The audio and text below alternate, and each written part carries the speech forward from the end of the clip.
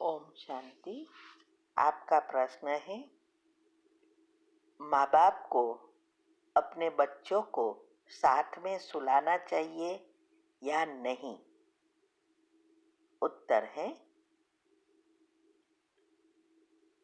देखो,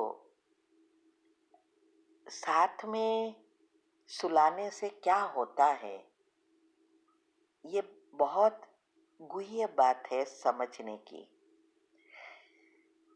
यहाँ तो फॉरेन में तो छोटेपन से ही दूसरे रूम में ही सुलाते हैं, लेकिन इंडिया में हमने देखा बच्चे बहुत बड़े हो जाते हैं तो भी साथ में सुलाते हैं, क्योंकि कई बच्चों के 10-12 साल, 15 साल, 18 साल के लड़का लड़कियों के हमारे ऊपर प्रश्न आते हैं। उसमें वो बताते हैं कि हम लंबा समय पेरेंट्स के साथ सोए, हमने सब कुछ देखा है, हमारे अंदर बहुत सारी बातें घूमती रहती है और हम जैसे डिप्रेशन में जा रहे हैं, इस बातों को हम भूल नहीं सकते, ऐसी बहुत बातें बताते हैं।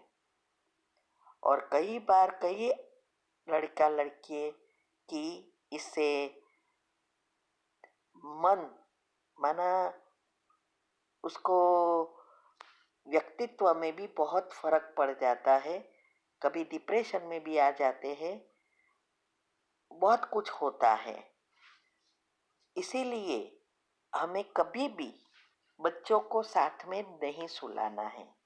वैसे भी बच्चों के संस्कार अनेक प्रकार के जो बनते हैं, उसमें जो माँ बाप के संस्कार है वो कोई समझते नहीं है। समझते हैं वो हमारे अंदर ब्लड में आता है, नहीं। माँ बाप के संस्कार वह है, जब से प्रेगनेंसी होती है तब से लेकर 6 साल का बच्चा होता है, तब तक जो कुछ हम करते हैं, सोचते हैं, घर का वातावरण है, ये सब उसके सबकॉन्शियस माइंड में छपता है। और धीरे धीरे जब उसका कॉन्शियस माइंड जागृत होता जाता है, तब ये सिचुएशन अनुसार समय पर उसका व्यक्तित्व बनकर बाहर आकर उसके संस्कार बनते जाता है और उसका सारा व्यक्तित्व तैयार होता है। इसीलिए पहले के जमाने में प्रेग्नेंट होते थे तो पूजा पाठ, भगवान की बातें, बुके वधे सारी चीजें पढ़ते थे। और कई कहानियां भी है कि कैसे पेट में बच्चा होता है तब उसने तैयार किया।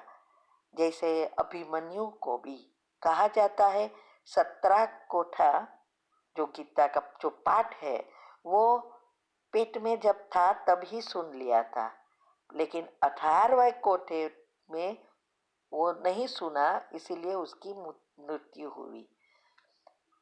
तो ये और अभी की जो बात है, जब प्रेग्नेंट होते हैं तो लड़कियां या माँ बोर होती है, सारा दिन क्या देखते हैं टीवी में, सब नेगेटिव बातें, बाहर घूमना फिरना, ये सब बातें जो देखते हैं, सुनते हैं, सोचते हैं, सब उसके अंदर वाइब्रेशंस के रूप में जाते हैं और उसका पिछले उसके साथ के हिसाब किताब बाहर खींचता रहता है। तो इसीलिए मैं कभी कभी हंसती हूँ कि टीवी में हम सारा दिन जो सीरियल वगैरह या फाइटिंग की मूवीज वगैरह या कुछ भी देखते हैं, तो क्या आपके घर में सीता या राम जन्मेगा? पहले के जमाने में एक ही मंत्रा थी और एक ही सुकोनी मामा था। अभी तो थेर थेर आते हैं बना। ये क्या, आज जो भी हम देख रहे हैं टीवी में, मूवी में, एक्टिंग वही है ना, तो कौन से बच्चे पैदा होंगे? आज जो बच्चे बिगड़ रहे हैं और जो हालत हुई है उसमें ये सब कुछ आता है। मीडिया जितनी प्रगति हो कर रही है, साइंस जितना प्रगति कर रहा है, उतना ही दुनिया को या बच्चों को जो बिगाड़ने में उसका मुख्य हाथ है और दुनिया को विनाश के मुख में ले जा रहा है।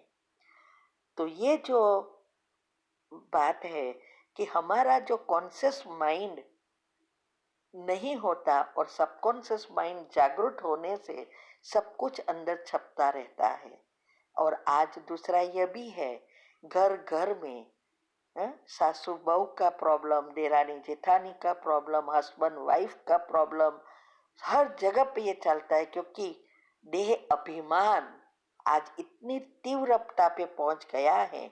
तो आज सोचो, सारा दिन जब से प्रेगनेंसी के लेकर बच्चा छोटा है तब तक क्या अंदर जाता है। हम तो ऐसा सोचते हैं कि बच्चा तो पड़ा है, छोटा है, सोता है, पर उसको क्या पता। लेकिन जो चीजें आप नहीं सोच सकते उससे कई ज्यादा उसके अंदर चली जाती है, क्योंकि जो कुछ सबकॉन्शियस माइंड में जाता है वो प्रैक्टिकल होता है। तो ये उसका संस्कार बनाने की प्रक्रिया में मुख्य पार्ट बजाता है।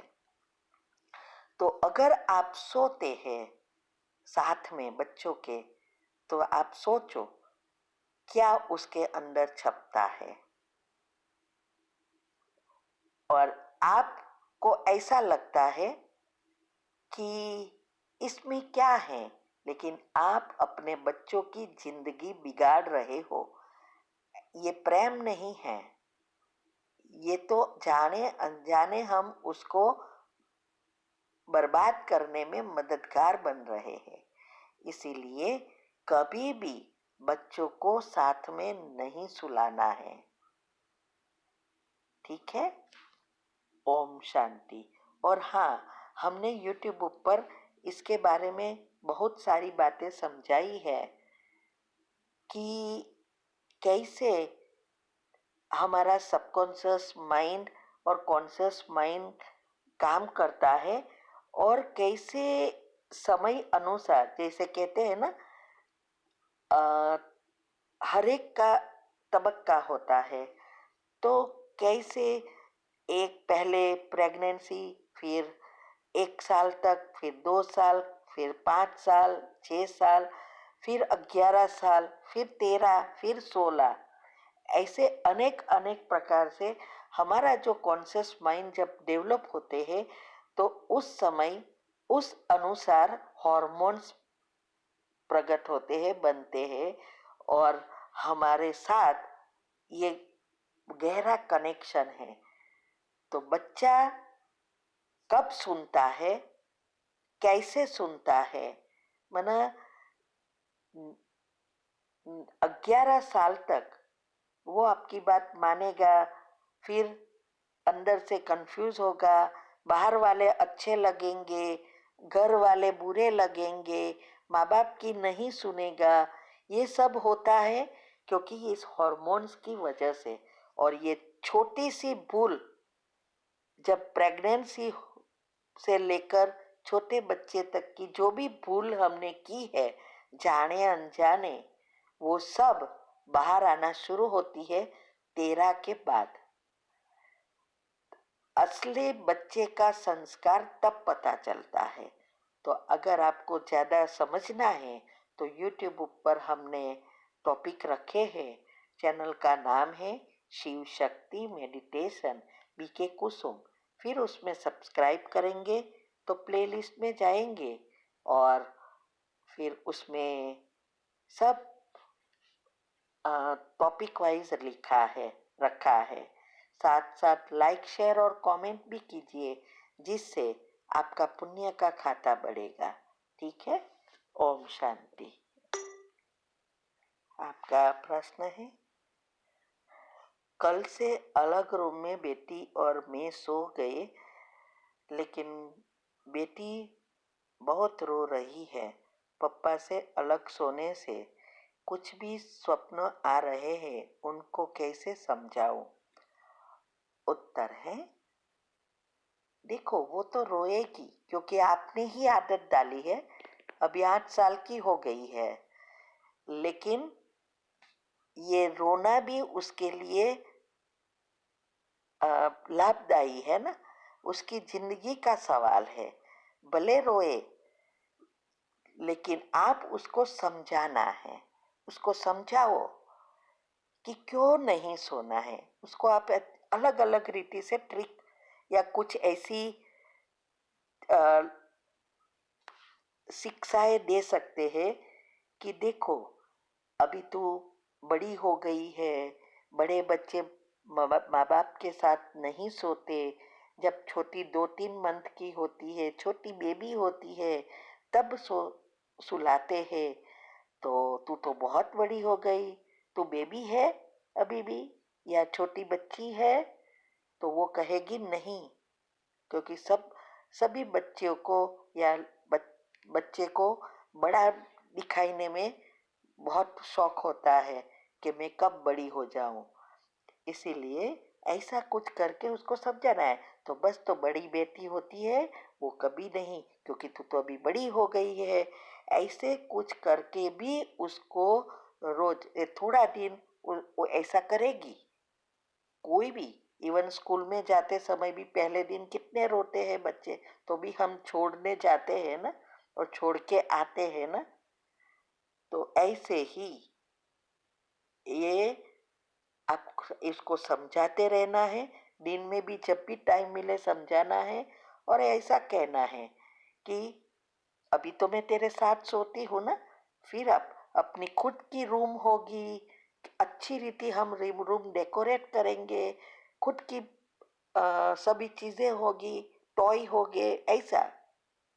तो जैसे आप अच्छी रीति उसको प्रेम से समझाते रहो, तो धीरे धीरे उसके सबकॉन्शियस माइंड के अंदर जो सॉफ्टवेयर बन गया है, फिट हो गया है साथ सोने के लिए, वो बदलता जाएगा।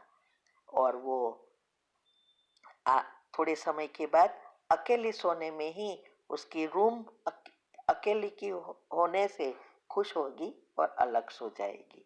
ओम शांति।